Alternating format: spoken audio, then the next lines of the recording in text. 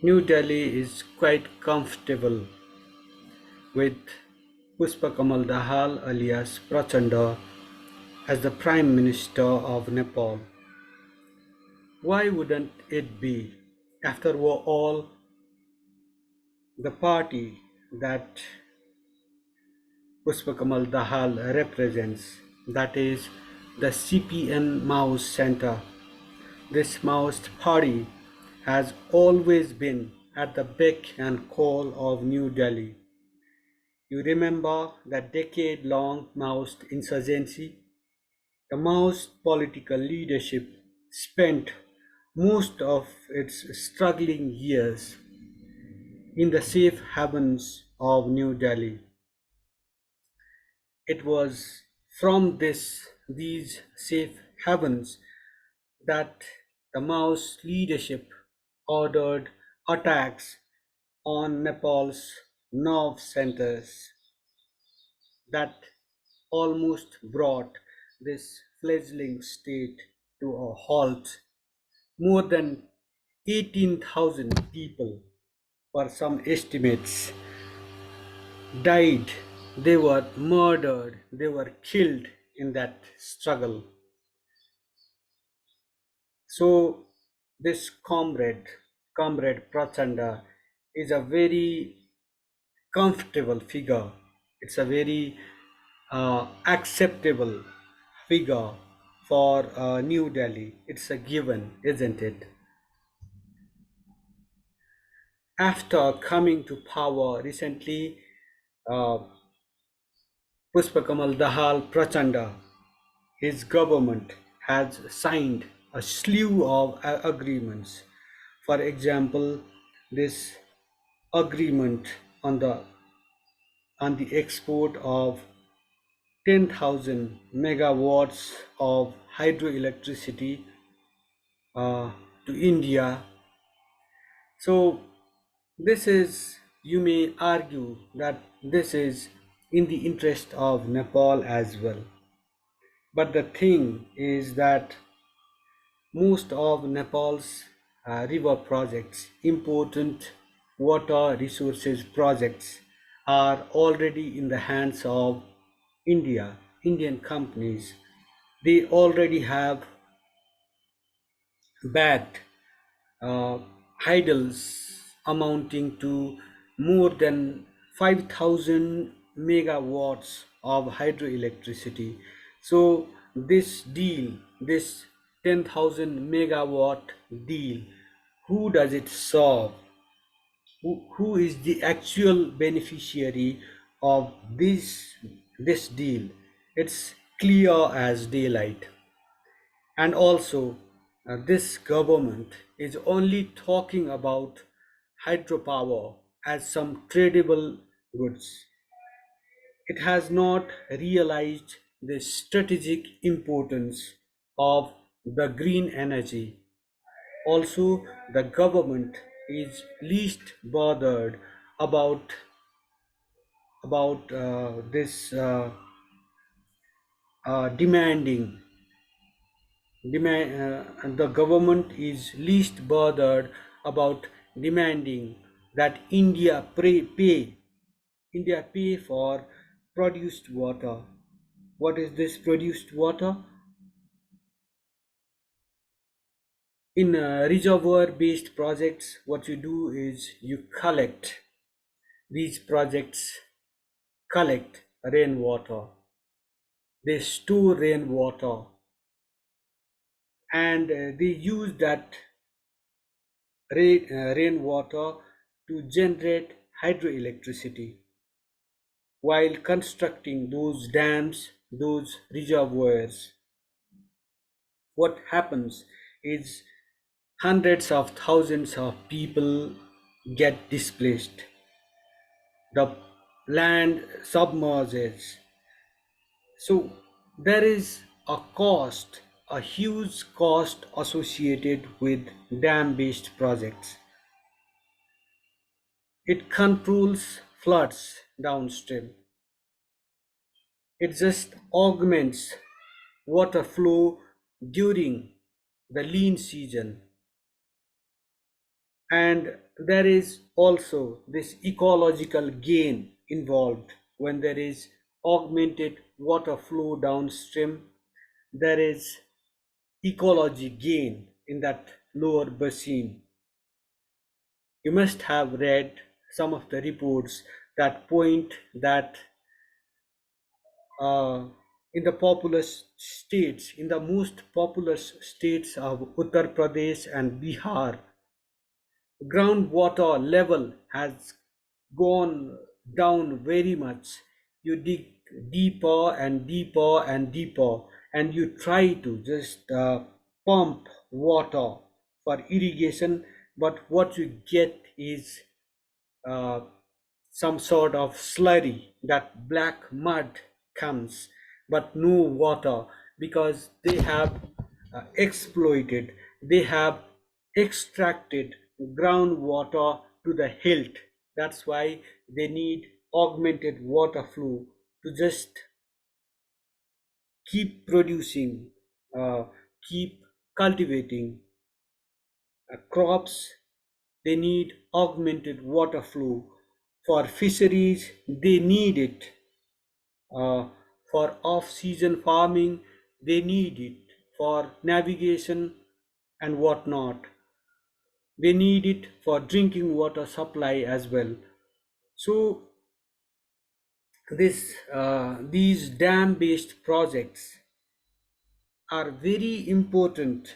These dam-based projects based in Nepal's uh, on the lap of Nepal's mountains are very important for India. In fact, they are a lifeline. But what the government is doing is that it is putting a price on hydroelectricity only at the expense of produced water, at the expense of lakhs of displaced populations of Nepal, at the expense of Nepal's nature conservation efforts. We are not claiming, seeking, staking our claim on carbon credit, on carbon financing uh, for conserving the nature. In fact, uh, India gets to just earn from Nepal's conservation efforts because uh, this hydroelectricity, increased supply of hydroelectricity, which is the green energy, will mean that India can shut down those coal fired, smoke belching plants, power plants. Green energy means it will just get to stake its claim on carbon credit and whatnot. But Nepal's myopic political leadership and bureaucracy is least bothered about these concerns, these matters of significance.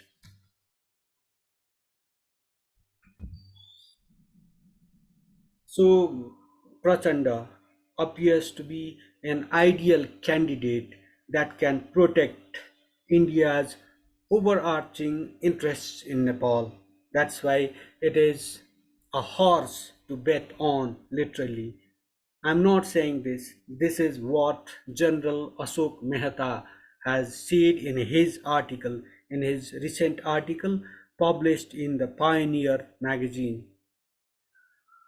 So doesn't matter.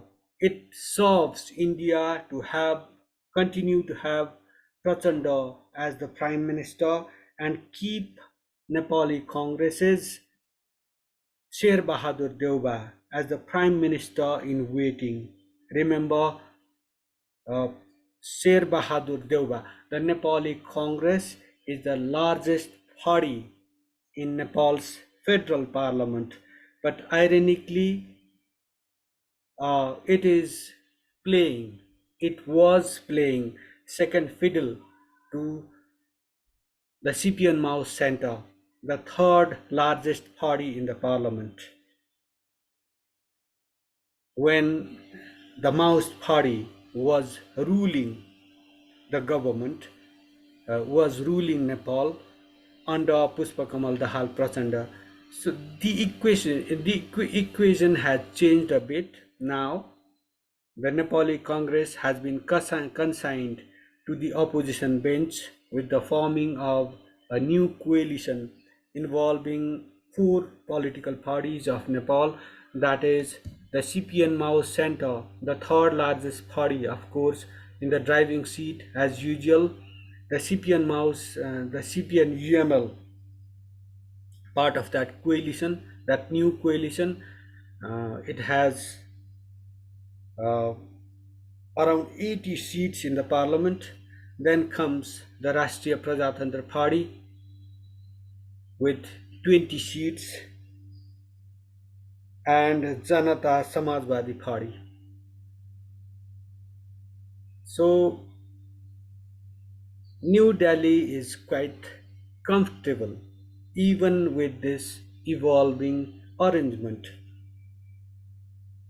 It feels that it will continue, this new dispensation will continue to safeguard its interests in Nepal. What about the northern neighbor?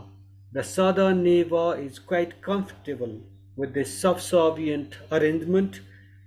Now, what about the northern neighbor? The northern neighbor has also said that it is willing to work with the new government in Nepal.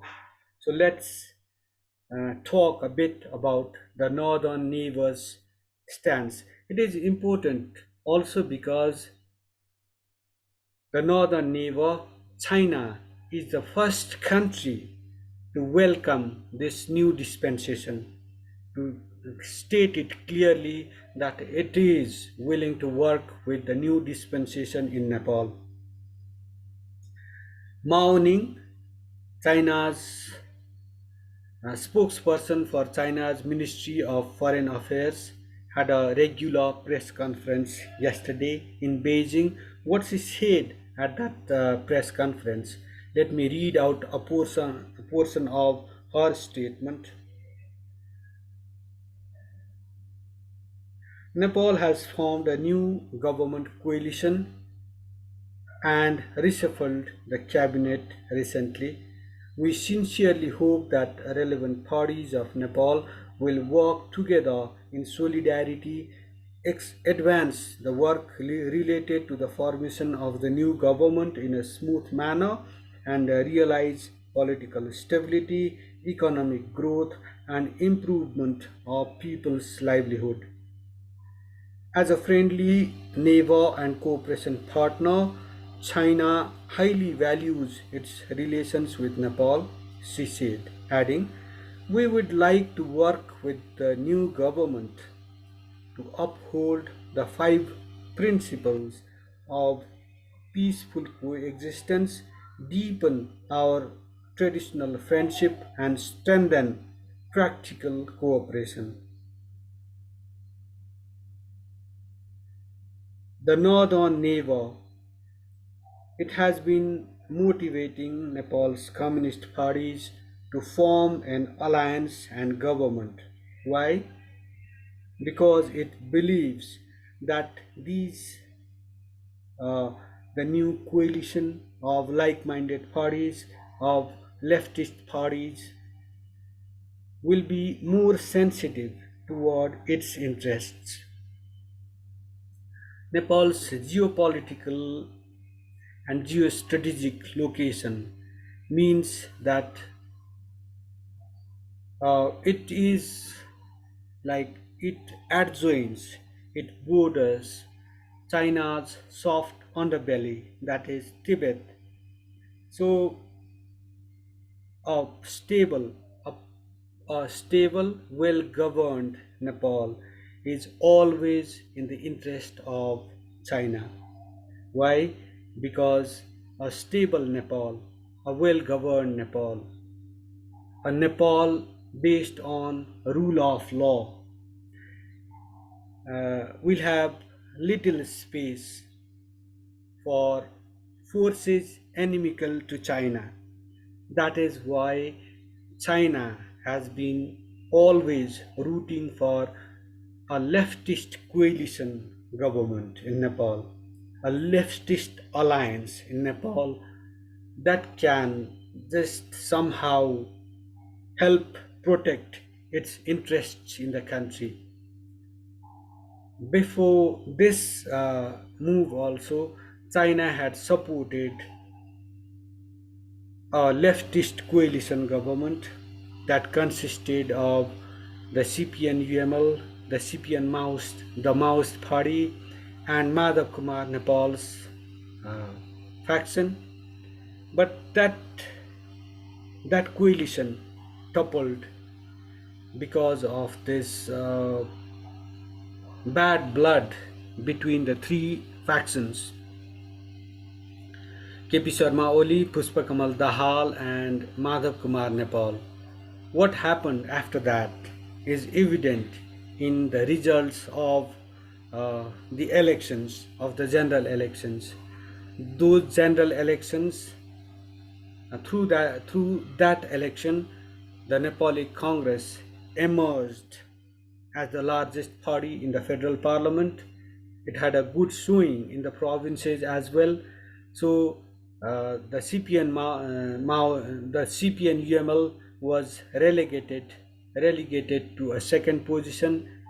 The Maoist party emerged as the third largest party, and then came the Rashtriya Swatantra Party, which emerged as the fourth largest party in the parliament. So it was a loss for the leftist movement of Nepal, for the leftist political parties of Nepal, and it just was a setback also for China. So this time, China has become the first country to welcome this coalition, to express readiness to work with this ruling coalition. India, of course, is quite comfortable with this arrangement, I guess. So, our two neighbors seem comfortable with this arrangement, but what about the rest of the world?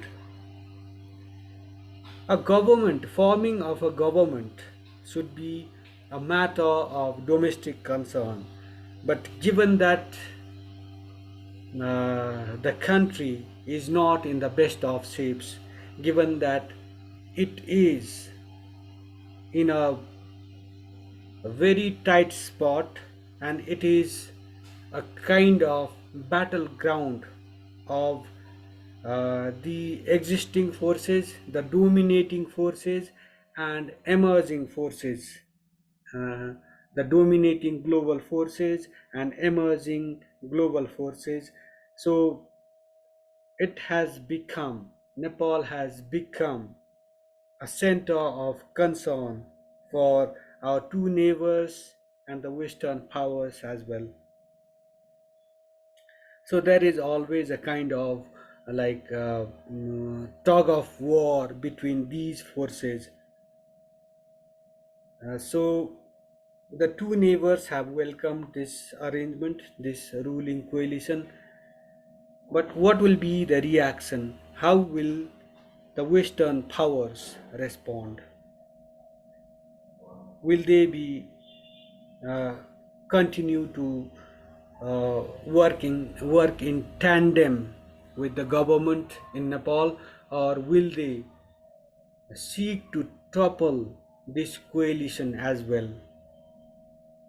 Already, this coalition is in a kind of struggle, in a phase in a struggling phase. It is just struggling to find its footing. It is struggling to stabilize the whole formation. It has reached out to Madhav Kumar Nepal's Communist Party of Nepal, Unified Socialist. It has invited Nepal's party to join in the government to stabilize this alliance. But Nepal seems quite reluctant, as of now the party is holding It's a meeting of holding a meeting of its top brass today itself. What comes out of that meeting? It's a guess anyway.